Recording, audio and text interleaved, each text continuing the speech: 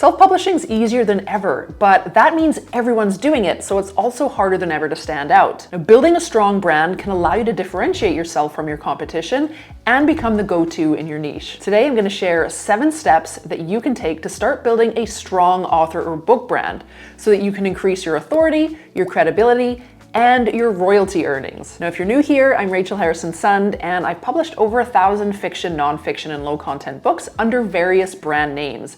And I've helped over 5,000 people start generating passive income publishing low and medium content books. If you want to learn more about that, download my free guide, 3 Steps to Publishing Your First Low Content Book in Less Than a Day, down in the description below. Now, when people hear the word brand, oftentimes they're only thinking about logos, color palettes, fonts, and while that's part of it, branding goes much deeper than that. It's really about who you serve, how you serve them, and then how you stack up against the competitors in your space. Now, having a strong brand allows you to build your authority, your credibility, and overall trust in your space. It also allows you to create a loyal audience and a loyal customer base. And that's really important because when you have a loyal audience and customer base, it's going to be a lot easier to generate reviews for your books, sales for your books, and even positive word of mouth. Done right, it can put you into a category of one, effectively eliminating your competition. So what comes first, the book or the brand? So branding really does take some time and effort to build, so I wouldn't waste that time or effort on an unproven niche, especially if you're approaching self-publishing as a business model, meaning you're self-publishing at scale, primarily to generate revenue. I would experiment with some different niches until I started gaining some traction, and when I started having some success in a niche, that's when I would start building a brand around it. So when you're ready, here's how to start building a brand. First, you want to clearly define your niche and your audience. So who exactly are you selling to? Knowing this is really going to affect every other decision you make from here on out. When you have an idea of who you're selling to, then do some research to figure out what their needs and preferences are. You can do this on Amazon by reading reviews. You can check out Reddit, see if there's any threads that are tailored toward your audience. You can see if there's any social media accounts that have anything to do with your niche. Go on a bit of a fact-finding mission so that you know exactly who you're selling to and you can create the type of books that that person would want to buy. So a few examples of niche paired with audience. You could have gratitude journals for moms, project planners for entrepreneurs, or coloring books for seniors with dementia. Next, you want to determine your brand purpose and positioning.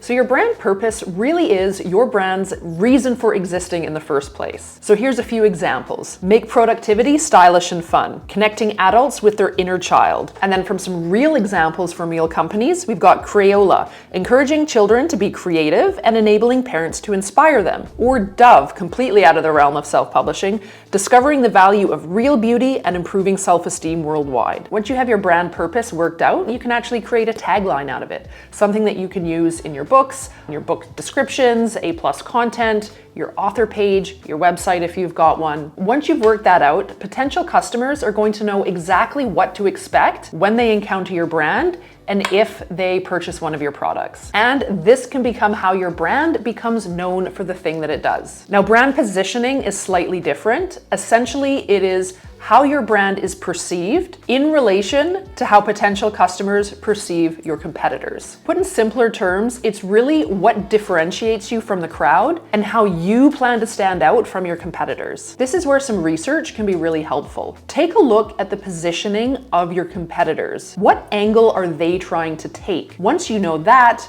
you can try and take a completely different angle so that you stand out. It can also be really helpful to create a positioning statement, nothing that's going to be customer facing, but something that you have internally, so every time you're creating a book, you've got those differentiating factors at the forefront of your mind. So examples of positioning statements could be friendly, feminine, and fun. It could be simple, traditional, and elegant. It could be casual, utilitarian, and easy to use. Then when you're creating your books, always strive to create the content and the designs that really live up to what that positioning statement is. If you're enjoying these tips, please hit the subscribe button and the like button. That's helpful to me, but it also helps push this video out to even more people, so it can help more people as well. Now, if you don't plan on publishing under your actual real name, you want to come up with a brand name that is going to resonate with your target audience. And from there, we're going to move on to creating your brand's visual identity.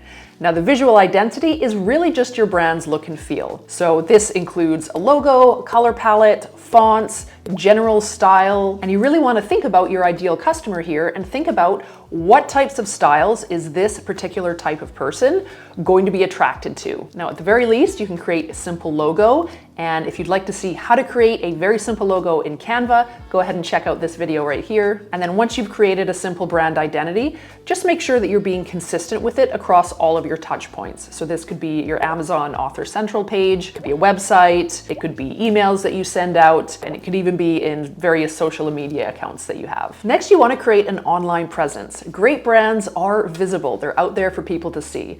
Now, at the very least, you're going to want to set up an Author Central account on Amazon. This is basically your brand's home on Amazon, and it's where people can see all of the books that you've published all in one place. You also might want to consider a website, and you possibly might want to consider a social media account as well. I don't suggest creating accounts on all of the available platforms, but you might want to create one account on Facebook or TikTok or Instagram, wherever your particular audience is.